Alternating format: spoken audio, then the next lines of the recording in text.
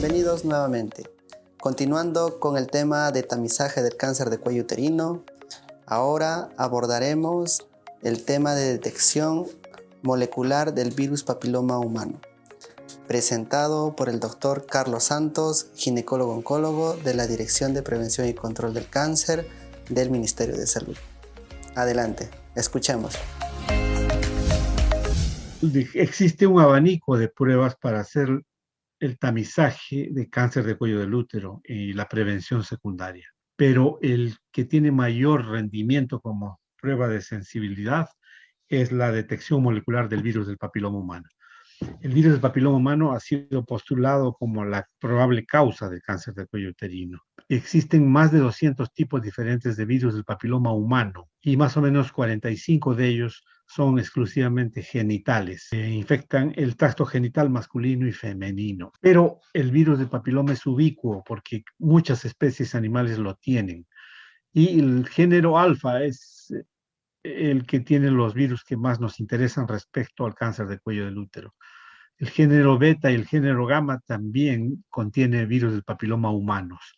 Los otros géneros generalmente contienen los virus del papiloma de otras especies animales. En este sentido, es importante señalar el papilomavirus bovino, que permitió conocer la composición del genoma del virus del papiloma, que es muy similar al humano y nos permitió extrapolar los conocimientos del genoma bovino para conocer la composición del genoma del virus del papiloma humano. Es importante señalar que en el género alfa del virus del papiloma están los virus que nos interesan respecto al cáncer de cuello del útero.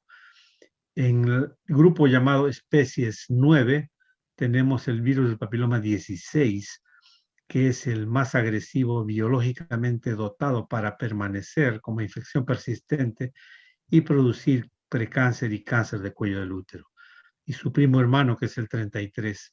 En el grupo especies 7 tenemos al siguiente en agresividad, que es el papilomavirus 18, y su primo hermano, el 45. En el grupo especies 10 tenemos a los papilomavirus 6 y 11, que son considerados de bajo riesgo porque producen lesiones verrucosas en el tracto genital, pero no producen cáncer. Es importante entonces señalar que en el género alfa están fundamentalmente los papilomavirus mucosos, en el género beta los cutáneos, y, por ejemplo, existe una enfermedad, la epidermodisplasia verruciforme, que produce lesiones en la piel extensas en toda la superficie del cuerpo, que en algunos casos, en todos los casos se asocia a un defecto genético recesivo, pero que si se le añade algún cofactor, como por ejemplo la radiación solar, se pueden transformar en malignos. Bueno, centrándonos en la infección del virus del papiloma del cuello del útero, hay tres tipos de infección. La infección clínica, que nos muestra lesiones visibles, como son las verrugas o condilomas. La infección subclínica, en la cual para detectar una lesión producida por el virus se requieren aditamentos como el colposcopio, la colposcopía, que nos permite ver una verruga plana, por ejemplo, o un precáncer, una lesión preinvasora de alto grado, como son el NIC2, NIC3. Y finalmente la infección latente, que solamente puede ser estudiada a través de métodos moleculares de biología sofisticados que buscan el ADN o el ARN del virus del papiloma. Es importante señalar estos dos tipos de infección que se producen en el epitelio del cuello del útero. Una es la infección productiva por el virus del papiloma y la otra es la transformante. ¿En qué consiste la infección productiva? En ambos casos, el virus entra en el epitelio del cuello uterino a través de un microtrauma que se produce en la relación sexual. Se va a las capas basales y penetra la célula allí. Y luego, en la infección productiva, se coloca en el núcleo de forma episómica y empieza a utilizar la maquinaria celular para ir formando los componentes de la partícula viral futura, que finalmente en la superficie del epitelio, generalmente una lesión verrucosa, se produce una partícula viral completa, infectante, que va a salir, se va a poder liberar y va a poder contagiar a otro individuo. Si no se produce la infección productiva, entonces se produce la transformante, en la cual el ADN del virus del papiloma se integra al ADN del núcleo de la célula huésped, que es del cuello del útero, y luego va generando cambios en la misma para producir lesiones precancerosas y cancerosas, ¿no? Tanto genotipo como fenotipo. Existe una secuencia en el tiempo entre la infección por el virus del papiloma y la aparición de una lesión precancerosa y la aparición de un cáncer invasor en el cuello del útero. Sabemos que el promedio de edad de la curva de infección por el virus está alrededor de 20 años en hombres y mujeres. El promedio de edad para la aparición de un precáncer del cuello del útero, un cáncer in situ, está alrededor de 35 años de edad. Y el pico de incidencia del cáncer invasor en Lima está en alrededor de 49, 50 años. Hay una secuencia cronológica que nos da una buena idea de que el rol etiológico que juega el virus del papiloma en la génesis de cáncer del cuello del útero. Y además, y esto es muy importante, nos da suficiente tiempo para intervenir. Desde que ocurre la infección hasta que se produce un cáncer, pasan aproximadamente 10, 15 hasta 20 años, tiempo el cual podemos aprovechar para hacer lo que se llama prevención primaria o prevención secundaria, encontrar lesiones fácilmente curables y evitar que el proceso llegue a la etapa de cáncer invasor, donde el manejo y la sobrevida son mucho más complejos y complicados. La mala noticia es que la gran mayoría de individuos se infectan con el virus del papiloma en algún momento de su vida. Se dice que el 80 al 90% de las personas se infecta con el virus del papiloma en algún momento. La buena noticia es que la mayoría lo puede eliminar espontáneamente en 1 a 2 años y solamente un 10% aproximadamente persisten con infección por encima de los 2 años. Y esto es lo que se llama infección persistente y es el factor de que confiere mayor riesgo para hacer un precáncer y un cáncer del cuello del útero. Y infección persistente, entonces, es el mayor factor de riesgo para cáncer del cuello del útero. Generalmente se da del virus. La LI1 es la más importante, representa el 80% de la partícula viral y es la que se ha usado como antígeno en las vacunas profilácticas con las que contamos en la actualidad. Entonces, hay más de 100 genotipos de virus del papiloma humanos que infectan el epitelio humano. Son epiteliotrópicos y de ahí más o menos 45 son anogenitales o 50. 13 a 15 son de alto riesgo o oncogénicos, pueden producir cáncer, entre ellos el 16 y el 18. Pero ojo, existe una gran cantidad de mujeres infectadas con estos virus de alto riesgo, pero muy pocas llegan a ser cáncer. Sin embargo, prácticamente no hay cáncer de cuello del útero que no tenga el ADN del virus involucrado. Por eso es que se dice que la infección por el virus del papiloma de alto riesgo es necesaria, pero no suficiente, puesto que no todas las mujeres con este virus de alto riesgo llegan a hacer cáncer. Necesitaría la ayuda de cofactores que pueden ser el tabaquismo, por ejemplo, el uso de anticonceptivos orales, la multiparidad, etcétera. Los otros virus del papiloma que no producen cáncer sí producen lesiones benignas como verrugas y están representados básicamente por el 6 y el 11. ¿Cómo producen cáncer los oncogenes E6 y E7? Codifican oncoproteínas llamadas igual E6 y E7 que se ocupan de neutralizar a los virus, a los genes supresores. Un gen supresor es el P53 y el retinoblastoma. Estos genes supresores se encargan de mantener la salud del ADN celular. Son como comisarios que están vigilando la salud del ADN. Cuando ocurre un daño en el ADN, pero ellos detienen el ciclo celular y ordenan apoptosis, es decir, muerte celular programada, si es que los mecanismos de reparación del ADN no son exitosos. Cuando viene la oncoproteína E6 y se une al P53 y la oncoproteína E7 anula el retinoblastoma, entonces producen ausencia del efecto inhibitorio que tienen estos oncogenes, de estos genes reguladores, y entonces el ADN empieza a acumular daño genético a lo largo del tiempo y desemboca en un fenotipo, un genotipo precanceroso o maligno canceroso con sus correspondientes fenotipos. Esta es la teoría más en boga acerca de cómo el virus del papiloma produce transformación maligna. El 90% de las infecciones del virus del papiloma se adquieren a través de relación sexual. Y hay un 10% que es no sexual, como por ejemplo utilizar en el momento de nacer, heredar de la madre el virus, o utilizar una ropa de baño o una toalla contaminada. Pero el 90% se contagia por contacto sexual, predominantemente un acto sexual penetrativo. Pero también puede haber no penetrativo, como contacto génito-genital, manual genital y orogenital. El condón, como dijimos, ofrece protección moderada hasta 70%, porque no protege la base del pene ni la vulva. En conclusión, el tener un acto sexual da la posibilidad de contagiarse de hasta 40%, un solo acto sexual. En el año 2001 publicamos un estudio caso control respecto a factores de riesgo para cáncer de cuello y pudimos demostrar que el virus del papiloma es el factor más importante para la génesis del cáncer de cuello. Encontramos el ADN del virus en el 93% de los cánceres invasores y solo en el 17% de los cuellos uterinos sanos. Existen 3 tipos de métodos que buscan demostrar la presencia del ADN del virus o del ARN del virus en un tejido, por ejemplo, el cuello del útero.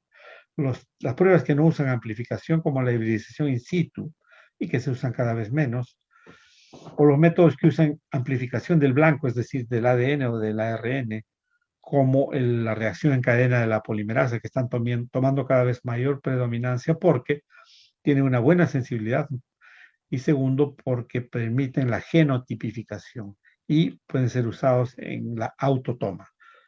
El otro grupo es el que amplifica la señal, y el mejor ejemplo es la captura del híbrido, que fue el método más usado en el mundo en las últimas décadas, pero que no permite la genotipificación y tampoco la autotoma, porque pierde un poco de sensibilidad en la autotoma. Antes de continuar, quisiera compartir con ustedes el siguiente comentario. En la actualidad, la prueba molecular de VPH es uno de los métodos más actualizados para el tamizaje del cáncer de cuello uterino. Sigamos escuchando a nuestro ponente especialista sobre la importancia de esta prueba. Cuando se encontró la prueba del VPH, o se diseñó inicialmente, se recomendaba usarla luego de tener un Papa Nicolau equívoco, es decir, un Papa Nicolau fronterizo, que no era ni negativo ni positivo, y que se describía como células atípicas de significado no determinado, ASCUS. Se recomendaba entonces hacer la prueba del VPH. Si salía positiva, pasaba a la paciente a colposcopía, biopsia y manejo.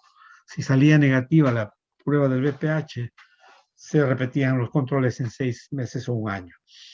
Igualmente, en casos en que había discordancia entre el Papa Nicolau de alto grado y los hallazgos de la colposcopía y de la biopsia, que no podían explicar esta citología normal, se recomendaba usar la prueba del VPH. Y también para los casos que hubieran tenido un cono o un tratamiento de la neoplasia intraepitelial de alto grado, para el seguimiento se recomendaba hacer la prueba del VPH a los 6 meses o al año. Si sale positiva, hay riesgo de recurrencia. Si sale negativa, prácticamente esa paciente está curada. Pero en los últimos años se está tomando fuerza el uso de la prueba del VPH como tamizaje primario para reemplazar al Papa Nicolau y a la inspección visual.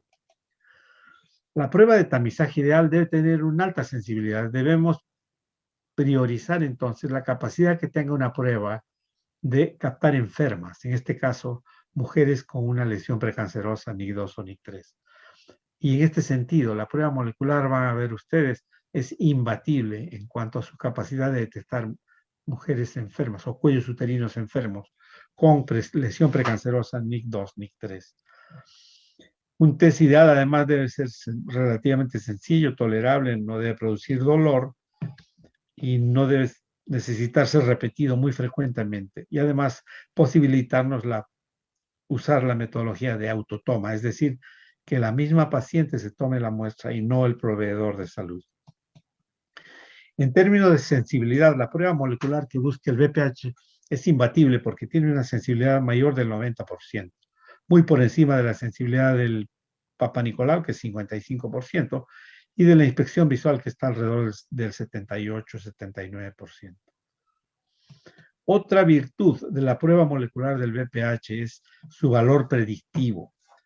El valor predictivo negativo. Si una mujer tiene una prueba negativa del virus del papiloma, quiere decir que en los siguientes 10 años no le va a ocurrir nada en términos de lesión precancerosa o de cáncer del cuello del útero. Esto es muy importante porque al tener la seguridad de que no va a pasar nada en los siguientes 5 años, se puede extender el intervalo entre tamizaje y tamizaje, ¿no? A 5 años, a 10 años, con comodidad, sin peligro para esa mujer. Tiene pues muchas ventajas, como es una prueba objetiva, por ejemplo, es decir, elimina el error humano, puesto que los equipos que procesan esta prueba tienden a ser semiautomatizados o totalmente automatizados, eliminando la participación del ser humano y sus errores de subjetividad. Es una prueba reproducible, robusta, que permite extender los intervalos entre tamizajes a 5 años o 10 años con seguridad y que permite además la autotoma, es decir, no pierde sensibilidad cuando la misma paciente se hace la toma, introduciéndose un aplicador en la vagina. La captura del líbido ha demostrado que sí se pierde algo de sensibilidad cuando se hace autotoma. Desventajas, por supuesto, no hay método perfecto. Una es que no tiene la misma especificidad que la citología, que tiene costo alto y que, por supuesto, tiene requerimientos técnicos y se utilizan máquinas semiautomatizadas o automatizadas. Y el seguimiento de las positivas, todavía es un problema a zanjar. ¿Qué hacer después de tener una prueba positiva? Hay muchas opciones. Estas son las pruebas con las que contamos en el Perú para buscar el virus del papiloma humano. Y la más usada, como les dije, en las últimas décadas es la captura del híbrido. Y una prueba similar que es el CARE-HPV, que es una prueba rápida, sencilla, basada en la tecnología de captura del híbrido, pero que están perdiendo un poco de predominancia frente a las pruebas que usan el PCR o la reacción en cadena de polimerasa para buscar al virus y que amplifican no la señal como en la captura del híbrido, sino el blanco, que es el ADN o el ARN, y que además tiene la ventaja de genotipificar, ¿no? Y además se usan en autotoma con ventaja. Pero al tener una prueba positiva del virus, nos está indicando simplemente que hay una infección por el virus del papiloma. Pero lo que nosotros queremos identificar es las mujeres que tienen un precáncer, una lesión precursora de alto grado, para tratarlas y evitar que progresen a cáncer invasor. Hay una gama de segundas pruebas que podríamos usar que van desde la citología o usando colposcopía, inspección visual o genotipificación o marcadores moleculares. Genotipificación, ¿por qué sería útil? Hay hasta 2 estudios que demostraron que si la infección encontrada en el cuello del útero corresponde al virus 16 y 18, hay un mayor riesgo, más del 20%, de que recurra o aparezca una lesión precancerosa a los 3 años, antes de los 3 años. Mientras que si tienen otro virus de alto riesgo, pero no 16 ni 18, ese riesgo de presentar NIC3 antes de los 3 años no pasa del 6.6%, una gran diferencia. Esto hace que algunos recomienden manejar a las pacientes que tienen el virus 16-18 prioritariamente, con lo que corresponda, colposcopía, biopsia, icono, si lo necesitaran. Y a las otras que tienen infección por virus de alto riesgo, no 16 ni 18, repetirles las pruebas en un lapso de 6 años o 1 año. Y entonces el manejo depende de esto. Hay esquemas diferentes. Por ejemplo, este esquema primario que se utiliza generalmente en Norteamérica hace que cuando la tipificación demuestre 16 y 18, pasen inmediatamente a colposcopía, biopsia y manejo. Pero si están infectados por otro virus de alto riesgo que no sea 16 y 18, recomiendan citología. Si esta es negativa, seguimiento al año. Si es positiva, recién pasa a colposcopía, biopsia y manejo. En todos los casos, si el VPH sale negativo, el tamizaje se puede prolongar a 5 años o más. El otro enfoque que se usa, por ejemplo, en Europa, es que si es negativo pasa a los 5 años, pero a todas las positivas se les hace citología como segunda prueba. Si esta sale negativa, se repite a los 6 o 12 meses. Si sale positiva, sí van a colposcopía, biopsia y manejo. Agradecemos a los doctores Aldo López y al doctor Carlos Santos por sus excelentes presentaciones sobre el tema de tamizaje de cáncer de cuello uterino. Y antes de terminar, les quiero dejar una pregunta. ¿De qué manera ustedes podrían contribuir en su localidad para difundir la importancia y realizar un adecuado tamizaje de cáncer de cuello uterino? Con esta reflexión me despido. Muchas gracias por su atención.